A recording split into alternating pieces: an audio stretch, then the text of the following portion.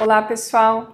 Estamos aqui diretamente do Fórum Brasileiro de IoT em mais uma cobertura Eco Gateway. Eu estou com Alberto Boaventura, que esteve no painel Conectividade para Soluções de IoT. Primeiro de tudo, muito obrigada por estar aqui conosco.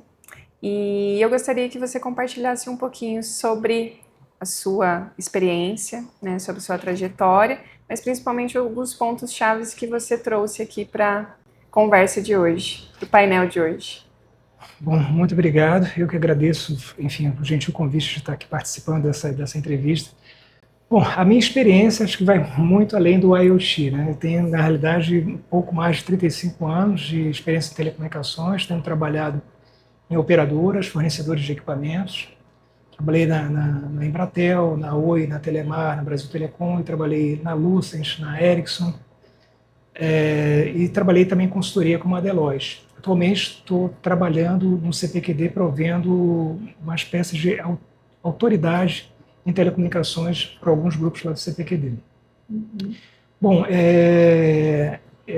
nesses últimos anos eu estive envolvido com a questão de conectividade em si. Inclusive, existe um aspecto interessante que, mais ou menos, um pouco antes do Plano Nacional de Internet das Coisas, a empresa que eu trabalhava, que era a Oi na época, a gente criou, né, o primeiro laboratório aberto para desenvolvimento de aplicações de IoT no Brasil. Ou seja, o laboratório, na verdade, ele consistia em um laboratório onde empresas poderiam fazer homologações, desenvolvimento, testes de soluções nesse laboratório. Foi uma parceria que a gente desenvolveu até na época, foi com a Nokia, onde a gente tinha uma rede completa móvel só para fazer experiências de IoT. Então, o laboratório teve um sucesso repentino, né? Mas por injunção de algumas definições da empresa, ele migrou para outras finalidades. Ele não ficou só vinculado à IoT, ele ficou, na realidade, um pouco mais abrangente também com soluções tecnológicas de maneira geral, e foi o berço também do Oito, que era uma aceleradora de inovação da Oi nessa época. Então, a minha história com a IoT, ele começa com a IoT, com a realidade do IoT no Brasil, e hoje, aqui nesse painel, a gente está trazendo aí um pouco mais, não só dessa história passada, né, mas também falando um pouco do futuro, né? Sim, muito legal. Bom, então você foi um pioneiro, vamos dizer assim, nessa área de conectividade, passando por vários grandes players, né, estruturando muitas das tecnologias, né, que são implementadas e em uso hoje em dia. E agora, recentemente, se fala já de uma mudança onde o 2G e o 3G não poderão mais ser utilizados até a partir de 2028, acho que é o prazo limite, né? E automaticamente outras, o eSIM, né, e outras plataformas precisam ser aplicadas. Como que você enxerga esse cenário hoje para o Brasil? Hoje o grande dilema para as operadoras é que a indústria ela se renova, né? A cada 10 anos ela cria uma geração de comunicações móveis nova. Só que a velocidade das operadoras é um pouco diferente da indústria. A indústria, obviamente, em função do seu desenvolvimento, das suas pesquisas, e, obviamente, da necessidade também de lançamento de novos produtos, de modernização, ela tem criado, na verdade, alternativas tecnológicas para as operadoras, só que as gerações, na verdade, o ciclo de vida é um pouco além, eu diria até muito além, do que esse ciclo de 10 anos. Então, o que está acontecendo hoje? Hoje, por exemplo, as operadoras têm 4 tecnologias para fazer gestão. Tem 2G, 3G, 4G, e essa gestão é uma gestão que é custosa, né, que envolve custos de operação e manutenção, e também custos energéticos, né, porque você, na verdade, está mantendo ali uma infraestrutura ligada e, eventualmente, obsoleta. Ela teve seu papel durante o período que ela foi importante, mas ela é obsoleta em relação às tecnologias novas. A vantagem também a questão da evolução tecnológica e também do eventual desligamento do 2G, 3G, existe um outro aspecto que é um recurso caro, que é espectro de radiofrequência. Hoje, por exemplo, para conectividade, né, de IoT e outras conectividades, você precisa de grandes rodovias que são invisíveis, né? Essas rodovias invisíveis é o espectro de radiofrequência. Só que esse espectro de radiofrequência, essas rodovias estão cada vez mais escassas. O governo, na verdade, ele faz identificação dessas frequências, né, e disponibiliza para as operadoras e elas compram por um determinado período de tempo. Elas, na verdade, têm o direito de uso essa infraestrutura, por esse espectro de radiofrequência.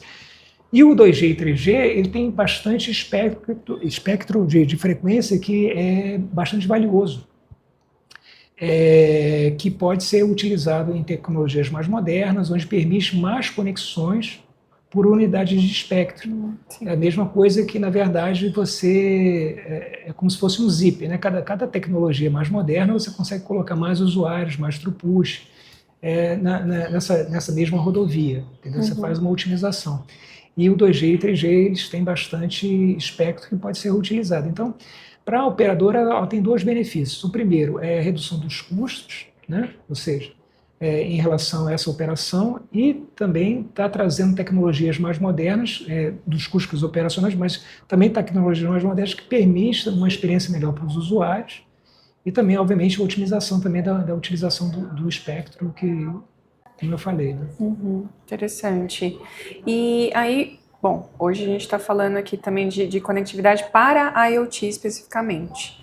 Então a gente sabe que, né, 3G, 4G e tudo mais, ele é importante, principalmente quando você trafega dados ali de streaming, imagem, né, vídeos e etc., que é muito comum com mobile, etc., mas parte de segurança, etc. Agora, quando é tráfego de dados puro, você tem outras arquiteturas, outras possibilidades, né, o narrowband, por exemplo. Então, se você tivesse que fazer agora um rápido panorama, né, quais são as principais hoje, mas principalmente, já trazendo um pouquinho do que você trouxe na tua palestra, o que você entende que serão as futuras tecnologias? Não existe uma resposta única, né? Quer dizer, para nossa felicidade, para quem é de tecnologia, o IoT ele tem requisitos diferentes, né? Por exemplo, um requisito para fazer monitoração em um plantio, né, de umidade, ou, por exemplo, de animais, ou de rastreio, né, de ativos, tem determinados requisitos. Agora, quando você fala, por exemplo, de segurança pública, né, você tem outros requisitos. Então, cada segmento, cada vertical tem um conjunto de requisitos que são específicos.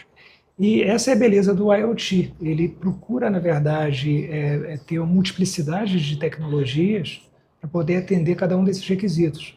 Então, hoje, por exemplo, né, você falou do Narrowband IoT. Narrowband IoT é excelente para fazer monitoração, por exemplo, para a questão de utilities de uma maneira geral. Agora, quando você fala de gerenciamento de fleet management, gerenciamento de ativos ou gestão onde você tem uma mobilidade muito grande e tráfego de dados também grande, o Narrowband IoT já não se aplica. Você tem que estar utilizando outras tecnologias, né? Outras modalidades de transmissão da tecnologia móvel para a viabilização dessa vertical, né? Ou seja, desses atributos que essa vertical precisa. Então, não existe uma única tecnologia. E o que tem acontecido, cada evolução que tem acontecido, né, tecnológica, tem trazido aí novas opções, né? Então, por exemplo, no caso do 4G, né, trouxe aí o Narrowband IoT e outras tecnologias como a Evolved MTC, Machine Type Communication. Tem também, por exemplo, outras categorias de transmissão, CAT1, enfim, e outras tecnologias também, e você, enfim, com essa combinação você atende um grupo de usuários.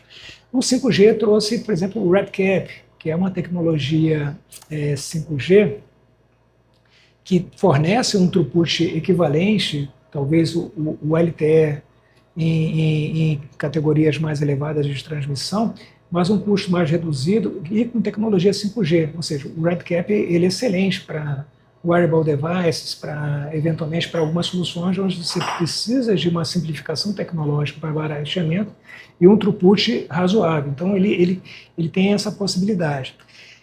E hoje também a gente está vendo aí a utilização de outras infraestruturas, né? Então, com toda a barreira tecnológica, né, você tem a questão dos custos, né, da viabilidade. Obviamente, a humanidade ela evolui e hoje que se percebe, por exemplo, com o barateamento somente de lançamento de satélites, da tecnologia de satélite, inclusive com a utilização de satélites de baixa órbita, você tem uma experiência parecida com uma infraestrutura terrestre, você está surgindo uma oferta de serviços, né, de conectividade via satélite para dispositivos também, como Direct to Device, como Direct to Cell, onde o satélite ele passa a atuar como sendo o elemento de captura desse tráfego e complemento e uma infraestrutura essencial para complementar a infraestrutura terrestre.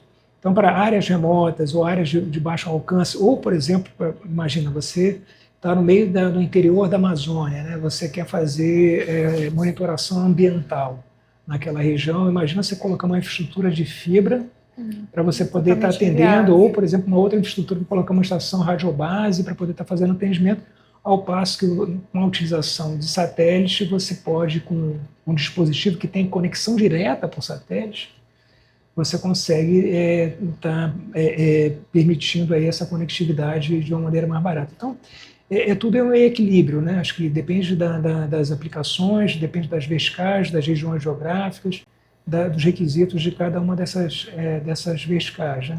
Interessante, interessante. E até mesmo, isso que você falou, né? Não só a questão da região, né, das dificuldades geográficas, mas também a questão da aplicação, né? Se é em cidades, se é centros urbanos, se é na indústria, se é indoor, né? Enfim. Exato. Então, por exemplo, quando você tem na indústria, onde requisitos que são a latência é uma coisa crítica, você colocar uma tecnologia, por exemplo, não parecida com 5G, pode ser uma coisa problemática. O 5G ele trouxe no seu arcabouço, né, a possibilidade de você ter latências muito baixas. Então, por exemplo, quando você fala de automação, de robótica, né, quando você fala de onde você precisa de uma decisão que seja muito rápida, o 5G é uma tecnologia mais apropriada para aquele tipo de manufatura, para aquele tipo de indústria. E já se fala já no 6G, né? O 6G, na verdade, é uma promessa, né? Como eu falei, a cada 10 anos tem uma nova geração, então o 6G se pensa para o 2030, e o que o 6G vai estar trazendo é justamente latências muito abaixo do 5G, né? Abaixo de 1 milissegundo, onde o 6G vai estar trazendo, mas não só isso. O 6G ele vai trazer um novo conceito de internet das coisas, que é o internet dos sentidos, o Internet of Sense, onde com a utilização de vários sensores, diversos tipos de sensores e a própria rede, o próprio sinal da torre, ela vai conseguir perceber o ambiente. Ele consegue com isso, né, com o que eles chamam de multimodal generative AI, ou seja, ele consegue pegar todas essas informações e fazer uma reprodução de um ambiente que é físico num ambiente completamente virtual. Eu não falo só da imagem, do som, mas do olfato, do paladar. Então, essas coisas todas vão ficar combinadas, né? Então, algumas coisas vão surgir, né? Ou seja, aplicações. A indústria ela traz, na verdade, essa viabilidade tecnológica e, é claro, cabe aí a nossa comunidade aí a questão desse desenvolvimento, através da inovação, perceber, olha, esses são os habilitadores tecnológicos, o que eu posso fazer com isso? Então, aí acho que, para a nossa sorte, o pessoal está trabalhando cada vez mais para estar trazendo essas novidades aí para garantir a inovação, para a evolução dos serviços e, obviamente, aí para a melhoria da sociedade, enfim, como um todo. Legal, muito legal. E aí, já conduzindo aqui já para o final da nossa conversa, você acredita que hoje o Brasil tem as condições, ou seja, tem as políticas, tem a infra, tem as tecnologias necessárias para desenvolver o setor assim, de IoT? o Brasil ele tem feito, na verdade, no âmbito de telecomunicações, a própria Anatel tem atuado como assim bastante importante, né? Assim, o que viabilizou hoje o Brasil, por exemplo, ele tem tecnologia 5G, né? Quer dizer, não é diferente da Inglaterra, não é diferente da França, dos Estados Unidos. A gente em termos tecnológicos, up-to-date. A gente está igual ao mundo, né?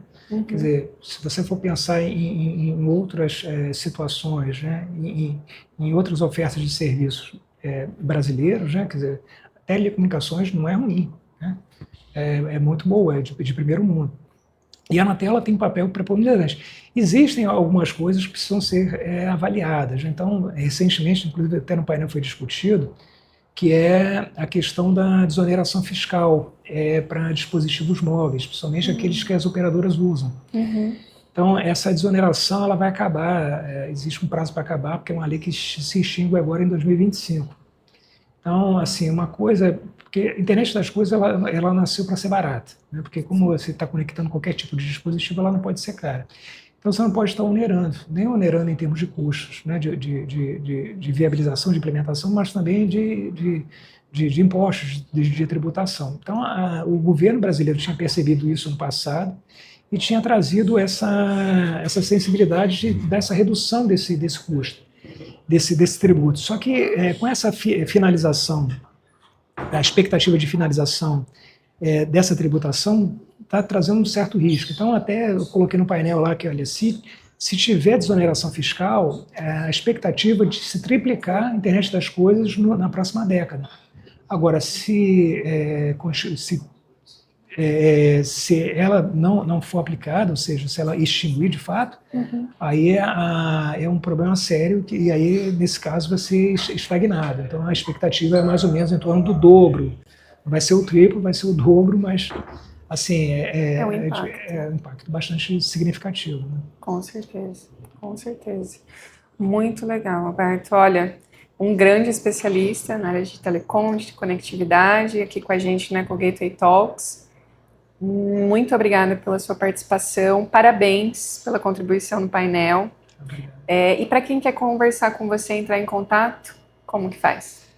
Bom, eu estou no LinkedIn, meu nome é Alberto Boaventura, é fácil, enfim, é só colocar no LinkedIn lá que acho que vocês conseguem me achar. Muito legal. Então, acompanhe, se inscreva no EcoGateway Talks e em breve esse novo episódio estará no ar. Muito obrigada, Alberto. Obrigado.